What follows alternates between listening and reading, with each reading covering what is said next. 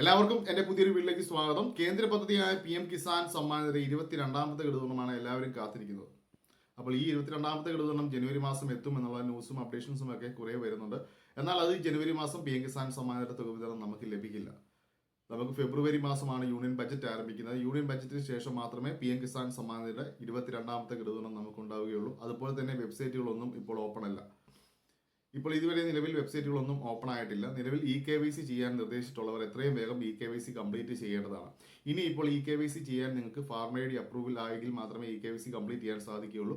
അങ്ങനെ ഒരു അപ്ഡേഷൻ ഇപ്പോൾ കേന്ദ്രത്തിന്റെ ഭാഗത്തുനിന്ന് കൊണ്ടുവരികയാണ്. അതിന് മുമ്പേ തന്നെയും എല്ലാവരും KYC കംപ്ലീറ്റ് ചെയ്യാൻ ശ്രമിക്കുക. കാരണം കേരളത്തിൽ ഇപ്പോൾ തന്നെയും ഒരു 90% ഫാർമ ID ആർക്കും അപ്രൂവൽ ആയിട്ടില്ല. അങ്ങനെ ഒരു നിയമം വന്നു കഴിഞ്ഞാൽ പിന്നെ നമുക്ക് ഫാർമ ID അപ്രൂവൽ ആക്കിയിട്ട് മാത്രമേ KYC കംപ്ലീറ്റ് ചെയ്യാൻ സാധിക്കുകയുള്ളൂ. അതുപോലെ തന്നെ നിങ്ങളുടെ ബാങ്ക് അക്കൗണ്ടുകൾക്ക് എന്തെങ്കിലും ചേഞ്ചസ് ഉണ്ടായിട്ടുണ്ടോ? ഒത്തിരി പേർക്ക് ഇപ്പോൾ KYC അപ്ഡേഷൻസിന്റെ ഒക്കെ ബാങ്ക് മെസ്സേജുകൾ വരുന്നുണ്ട്. അപ്പോൾ നിങ്ങളുടെ ബാങ്ക് ഒന്ന് ചെക്ക് ചെയ്ത് നോക്കണം, നിങ്ങളുടെ ബാങ്കിൽ എന്തെങ്കിലും ചേഞ്ചസ് വന്നിട്ടുണ്ടോ എന്നുള്ളതൊക്കെ.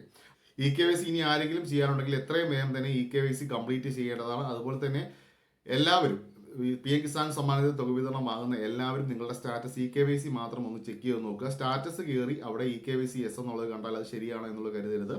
അതല്ല നിങ്ങൾ ചെയ്യേണ്ടത്. KYC ഓപ്ഷനിൽ ക്ലിക്ക് ചെയ്ത് അവിടെ ആധാർ നമ്പർ കൊടുത്തുകൊണ്ട് തന്നെ നിങ്ങളുടെ KYC അവിടെ കറക്റ്റ് ആണോ എന്നുള്ള കാര്യം നിങ്ങൾ വ്യക്തമായിട്ട് തന്നെ പരിശോധിക്കേണ്ടതാണ്. നിങ്ങൾക്ക് അവിടെ സ്റ്റാറ്റസിൽ കാണിക്കുന്ന KYC വീണ്ടും ചെയ്യാൻ നിർദ്ദേശിച്ചാൽ പോലും അവിടെ നിങ്ങൾക്ക് അത് കാണിക്കില്ല. അവിടെ അത് യെസ് തന്നെ കാണിക്കുകയുള്ളൂ. അതുകൊണ്ട് തന്നെ നിങ്ങൾ ആധാർ നമ്പർ കൊടുത്ത് ഉറപ്പായിട്ടും അത് ചെക്ക് ചെയ്ത് നോക്കേണ്ട കാര്യമാണ്. 21ാമത്തെ ഗഡുവിധം മുടങ്ങിയിട്ടുള്ളതും ആ ഒരു കാരണം കൊണ്ട് തന്നെയാണ്. എല്ലാവരും സ്റ്റാറ്റസ് ചെക്ക് ചെയ്യുമ്പോൾ എല്ലാം അവിടെ യെസ് ആണ്. പക്ഷേ KYC ചെയ്യാത്ത കാരണം കൊണ്ട് തന്നെയും 21ാമത്തെ ഗഡുവിധം മുടങ്ങിയിട്ടുള്ളത്. അതുകൊണ്ട് നമുക്ക് അവിടെ അത് കാണാൻ സാധിക്കില്ല. അതുകൊണ്ട് തന്നെയും നിങ്ങളായിട്ട് തന്നെയും ആധാർ നമ്പർ ഉപയോഗിച്ചുകൊണ്ട് തന്നെ KYC ചെക്ക് ചെയ്യേണ്ടതാണ്. അല്ലെങ്കിൽ PM കിസാന്റെ ഗോൾ ആപ്പ് എന്നുള്ളത് ഫോണിൽ പ്ലേ സ്റ്റോറിലുണ്ട്. അത് ഇൻസ്റ്റാൾ ചെയ്ത് ഉപയോഗിക്കുകയാണെങ്കിൽ അവിടെ അറിയാൻ സാധിക്കും KYC ചെയ്യണോ വേണ്ടയോ എന്നുള്ളത്. അപ്പോൾ പലരും ചോദിക്കാറുണ്ട് എങ്ങനെയാണ് നമുക്ക് വീട്ടിൽ തന്നെ KYC ചെയ്യാൻ സാധിക്കുന്നത് എന്നുള്ളത്. അത് PM കിസാൻ ഗോൾ എന്നുള്ളൊരു ആപ്പ്, അത് നമ്മൾ നിരവധി വട്ടം പറഞ്ഞിട്ടുള്ളതാണ്. ആ ആപ്പ് ഇൻസ്റ്റാൾ ചെയ്ത് ലോഗിൻ ചെയ്യുക. നിങ്ങളുടെ ആധാർ നമ്പരോ അല്ലെങ്കിൽ നിങ്ങളുടെ ID നമ്പർ ഉപയോഗിച്ച് നിങ്ങളത് ലോഗിൻ ചെയ്യുക.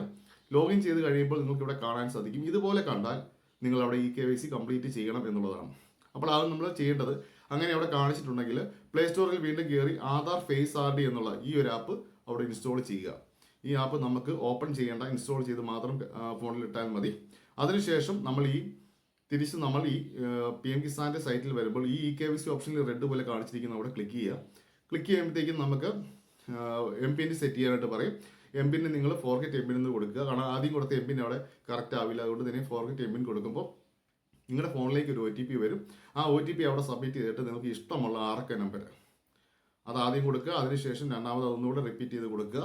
കൊടുത്ത് കൺഫേം കൊടുത്ത ശേഷം പിന്നെ അവിടെ സെറ്റായി കഴിയുമ്പോഴത്തേക്കും നമുക്ക് അടുത്തതായിട്ട് വരുന്നൊരു ഓപ്ഷൻ നമുക്ക് ഇങ്ങനെ ആയിരിക്കും. നമ്മുടെ ആധാർ ഫേസ് RDയുടെ പെർമിഷനാണ്. ഈ പെർമിഷൻ അലോ ചെയ്യാനായിട്ട് താഴെയുള്ള കോളത്തിൽ ടിക്കറ്റ് കൊടുത്തുകൊണ്ട് തന്നെ പ്രൊസീഡ് കൊടുക്കുക. പ്രൊസീഡ് കൊടുത്തു കഴിയുമ്പോഴത്തേക്കും നമുക്ക് ഫേസ് സ്കാൻ ചെയ്യാനുള്ള ഓപ്ഷനിലേക്ക് എത്തുന്നതാണ്. അവിടെ നമുക്ക് ഇതുപോലെ തന്നെ റെഡ് കാണിച്ചാൽ നമുക്ക് അവിടെ ഫേസ് സ്കാൻ കംപ്ലീറ്റ് ആവത്തില്ല. ഇതുപോലെ ബ്ലൂ ലൈൻ റൗണ്ടിൽ കാണിക്കണം. അവിടെ കാണിക്കുമ്പോഴത്തേക്ക് സമയത്ത് നിങ്ങൾ കണ്ണൊന്ന് തുറന്ന് അടയ്ക്കുക. തുറന്ന് അടയ്ക്കുന്ന സമയം തന്നെ നിങ്ങളുടെ ഫേസ് സ്കാൻ അവിടെ അപ്ഡേറ്റഡ് ആവുന്നതാണ്. നിങ്ങളുടെ KYC കംപ്ലീറ്റ് ആവുന്നതാണ്. ഈ റെഡ് പോലെ കാണുമ്പോൾ നിങ്ങളത് ഒന്നും കംപ്ലീറ്റ് ചെയ്യാൻ നോക്കണ്ട. കാരണം റെഡ് വരുന്ന സമയം നമ്മുടെ ഫേസ് കറക്റ്റ് ആയിട്ട് ആയിട്ടില്ലാത്തതുകൊണ്ടാണ് അവിടെ റെഡ് കാണിക്കുന്നത്. നിങ്ങൾ ചെയ്യേണ്ടത് ഈ ബ്ലൂ പോലത്തത് റൗണ്ടിൽ വരുന്ന സമയത്ത് നിങ്ങൾ കണ്ണൊന്ന് തുറന്ന് അടയ്ക്കുന്ന സമയം തന്നെ നിങ്ങളുടെ KYC അവിടെ സക്സസ്ഫുൾ ആയിട്ട് കംപ്ലീറ്റ് ആവുന്നതാണ്. അപ്പോൾ അതെല്ലാവരും ഒന്ന് ശ്രദ്ധിക്കുക. അങ്ങനെ ആർക്കെങ്കിലുമൊക്കെ KYC ഇനിയും ചെയ്യണമെങ്കിൽ അപ്പം നിങ്ങൾ നിസ്സാരമായിട്ട് കരുതരുത്. ഒത്തിരി പേർക്ക് ഈ 21ാമത്തെ ഗഡുവിധം മുടങ്ങിയിട്ടുള്ളത് KYC കംപ്ലീറ്റ് ആയിട്ടില്ലാത്തതുകൊണ്ടാണ്. അപ്പോൾ എല്ലാവരും പോയി സ്റ്റാറ്റസ് ചെക്ക് ചെയ്യുമ്പോൾ അവിടെ KYC യെസ് ആയിരിക്കും. അത് നിങ്ങൾക്ക് അവിടെ കാണാൻ സാധിക്കില്ല. അതുകൊണ്ട് തന്നെയാണ് KYCയിൽ കയറി നിങ്ങളുടെ ആധാർ നമ്പർ കൊടുത്ത് അവിടെ ചെക്ക് ചെയ്യുമ്പോൾ നിങ്ങൾക്കറിയാം അവിടെ ബയോമെട്രിക്കലായിട്ട് KYC ചെയ്യണോ വേണ്ടയോ എന്നുള്ളത്. അല്ലെങ്കിൽ അത് ഓൾറെഡി ഡൺ എന്നുള്ളതായിരിക്കും. ഓൾറെഡി ഡൺ എന്നുള്ളതാണെങ്കിൽ നിങ്ങൾ അവിടെ ഒന്നും ചെയ്യേണ്ട ആവശ്യമില്ല.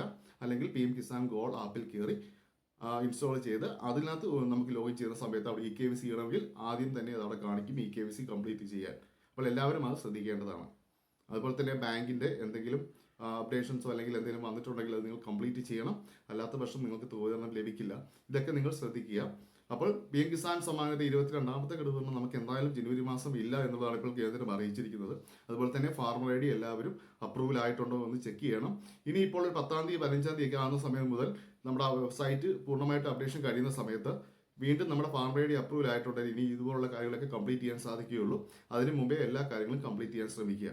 ഓക്കെ, അപ്പോൾ എൻ്റെ വീഡിയോ ഇഷ്ടമായി സബ്സ്ക്രൈബ് ചെയ്യാനും ലൈക്ക് ചെയ്യാനും മറക്കരുത്. താങ്ക്